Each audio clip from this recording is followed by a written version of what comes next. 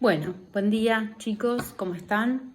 La idea era grabar este video para poder recapitular algunas cuestiones que estaban viendo con Flor y agregar algunos temitas nuevos y también procesar eso que ustedes estuvieron investigando para darle como una coherencia, como un hilo conductor y que les sea como más fácil entender el proceso.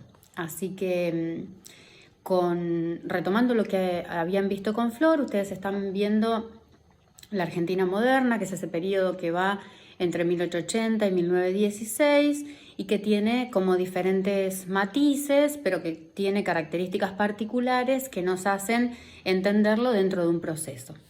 Entonces ese régimen nosotros lo llamamos la generación del 80 y ha tenido,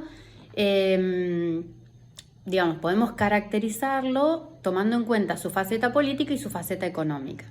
La faceta económica fue desarrollada por Flor en la última clase que tuvo con ustedes, específicamente, y bueno, ese modelo económico de la generación del 80 está caracterizado por ser un modelo agroexportador, ¿sí? Que es un modelo que la élite de aquel tiempo, la generación del 80, las presidencias fundacionales, históricas, no se les ocurrió tomar este modelo, sino que lo insertaron en una dinámica mundial que ya existía, que era la teoría de la división internacional del trabajo. No sé si ustedes han oído hablar de autores como Adam Smith o como David Ricardo, David Ricardo es el primero que plantea esta cuestión de la división internacional del trabajo y de que los países debían producir aquello para lo que eran más eficientes. Entonces, en ese reparto, a nosotros nos tocaba, por nuestros factores productivos, porque teníamos mucha tierra y poca mano de obra y poco capital, nos tocaba exportar materia prima e importar bienes manufacturados. Y la relación principalmente era con Inglaterra. Entonces, ese modelo económico que nosotros ensamblamos al modelo internacional de la potencia hegemónica de la época, que era Gran Bretaña, nos termina posicionando o trae como consecuencia, en ese momento no se veía claramente, pero después sí, nuestro rol como país periférico, ¿sí? Porque obviamente aquellos países que tienen una industrialización desarrollada, y que producen bienes que tienen valor agregado, obviamente esos bienes son más caros, entonces esos países siguen desarrollándose y nosotros, al no agregar demasiado valor en nuestras exportaciones, seguimos sujetos a los precios internacionales de esa materia prima, que son mucho más baratos. Bueno, entonces eso fue lo que ustedes estuvieron viendo con Flor, básicamente el modelo económico de la generación del 80, que es el modelo agroexportador. Ahora, con respecto al modelo político, ustedes también vieron, en términos generales, que es un modelo muy restrictivo, ¿sí? Nosotros siempre decimos que la generación del 80 fue liberal en lo económico, porque en lo económico respetó los preceptos del liberalismo, esto de que al mercado no hay que intervenirlo, que el Estado no debe intervenir en el mercado, que se regula solo, que tienen las leyes de oferta y demanda, que el Estado solo sienta las bases con las inversiones necesarias para que el emprendimiento privado pueda desarrollarse. Entonces era liberal en lo económico, pero en lo político haber sido liberal hubiera implicado respetar los derechos y las garantías constitucionales que la ciudadanía tenía. Y esto no pasaba, porque en el modelo político nosotros encontramos que tenemos un régimen que lo llamamos el régimen, caracterizado por ser un régimen oligárquico conservador, es decir, una oligarquía, es decir, un pequeño sector con implicancias en lo económico y en lo político. Digamos, la democracia no era una verdadera democracia republicana, donde hubiera competencia entre los partidos políticos, donde las elecciones fueran libres y limpias, digamos, todos estos requisitos de una verdadera democracia republicana liberal no se daban en Argentina. El sistema se establecía a partir de un partido hegemónico, que era el Partido Autonomista Nacional, y las elecciones, digamos, el sistema electoral era un mecanismo tramposo por el cual siempre ganaba el mismo partido político. Aunque hubieran algunos otros intentos de grupos opositores o de partidos políticos, vemos el que siempre ganaba las elecciones era el Partido Autonomista Nacional. ¿Cómo? Bueno, a través de, primero, el voto cantado, es decir, vos llegabas a la mesa y tenías que decir a viva voz a quién votabas, y si no votabas a ese partido político o perdías tu trabajo o perdías tu vida, ¿sí? Lo que era peor. Además, el empadronamiento era voluntario, no es como ahora que todos los mayores de 18 años, bueno, de 16 ahora porque es optativo, de 16 a 18, pero supongamos, siendo mayor, vos estás en un listado y vas y votás como ahora, que es universal. No, en aquel momento vos tenías que empadronarte, si vos querías votar tenías que anotarte en un listado.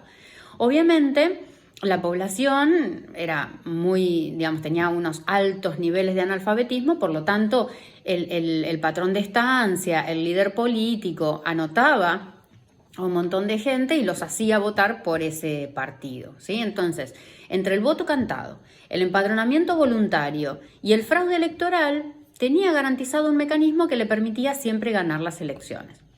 Todo eso fue generando, digamos, el gran líder político del Partido Autonomista Nacional había sido Roca o era Roca, y Roca había, como no existía la reelección, obviamente preparado su alternancia poniendo a su concuñado, ¿no? Que fue Juárez Celman. Ahora Juárez Celman gana las elecciones de manera fraudulenta también y cree que se puede sacar de encima el poder de este caudillo político que era Roca. Desestimó la inteligencia de Roca porque obviamente Roca no iba a dejar el poder así nomás, aunque dejar el gobierno no iba a dejar el poder. Bien, entonces asume Juárez Celman y durante la presidencia de Juárez Celman se dan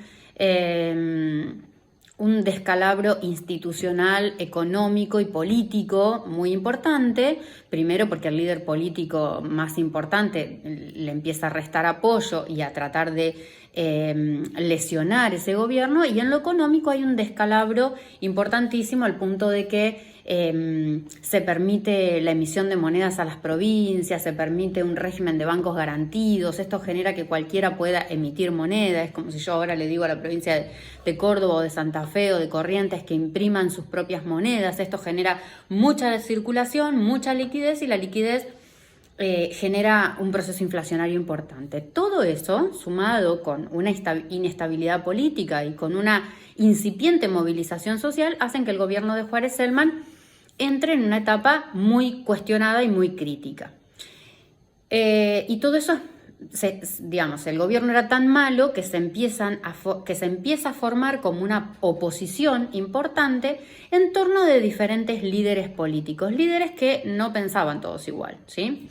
Se va formando un frente opositor que se va a llamar la Unión Cívica en el año 1890, y van a empezar a levantar, a formar mitines y reuniones en los diferentes barrios de la capital y a movilizar a la gente, ¿sí? Para enfrentarse a este gobierno tan corrupto en lo económico y tan perjudicial y tan malo para la gente, ¿no? Entonces empieza la movilización.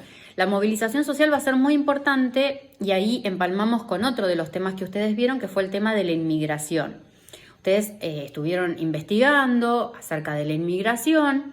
La inmigración en Argentina tiene diferentes objetivos. No los pongo en grado de importancia, digamos, los menciono, pero no es que uno sea más importante que el otro, sino que cumple diferentes funciones. La inmigración, en primera instancia, viene a cumplir la función de poblar un país que estaba escasamente poblado, ¿sí?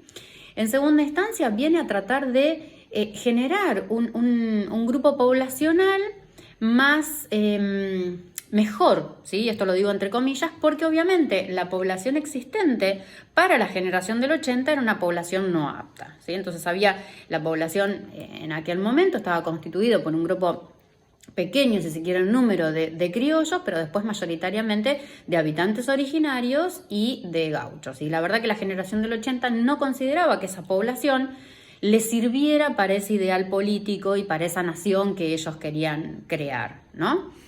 Entonces, la inmigración también cumplía ese objetivo. Si bien la generación del 80 al principio pensó que la inmigración que iba a llegar a Argentina iba a ser europea, pero del norte de Europa, pero obviamente esa inmigración anglosajona fue hacia América del Norte, por cuestiones de lengua, cultura y demás, y momentos históricos, porque esa inmigración anglosajona a Estados Unidos es